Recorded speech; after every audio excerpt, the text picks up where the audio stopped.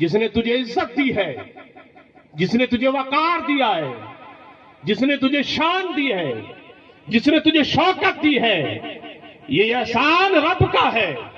रसूलुल्लाह के सदके से जो दूर खड़े हैं, अल्लाह तुम्हें तौफीक बख्शे।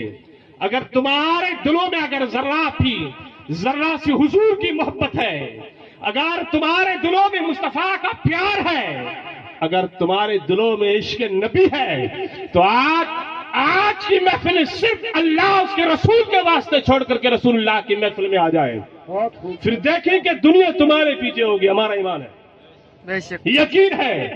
इसकी वजह है अल्लाह फरमाता व तुइज़्ज़ु मन तशा व तुज़िल्लु मन तशा। इज्जत भी अल्लाह के हाथ में है, जिल्लत भी अल्लाह के हाथ में है। रब इज्जत देगा तुम्हें। अगर वाटर पाइप बनेंगे तो भी अल्लाह तुम्हें बनाएगा, अगर सरबत बनेंगे अल्लाह तुम्हें बनाएगा। अगर इस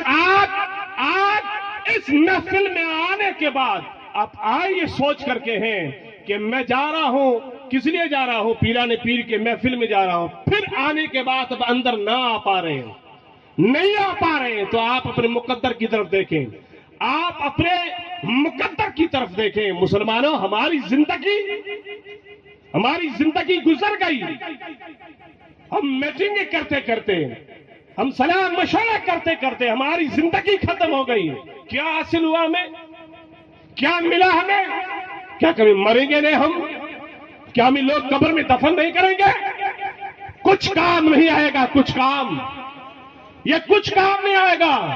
लेकिन मेरे भाई जब आ गए, देर आए, मगर फिर भी अगर अल्लाह रब्बुल इज्जत के महबूब के महफिल में आ जाए तो इंशाअल्लाह तबारक व तआला इस महफिल पाक में आ गए तो हमारा यकीन है कि मुस्तफा की महफिल के सदके से, पीराने पीर के महफिल के सदके से हमारा बेड़ा पार है। मगर आप आ जाएं, अल्लाह के वास्ते आप आ जाएं, रसूलुल्लाह की महफिल का सदका दिया जा रहा, आप आ जाएं। मेरे हबीब सल्लल्लाहु अलैहि वसल्लम, अल्लाह के हबीब और हमारे नबी करीम सल्लल्लाहु अलैहि वसल्लम का महफिल का सदका है, आपको दिया जा रहा, आप महफिल में आ जाएं। देखो ये बच्चे बैठे हैं।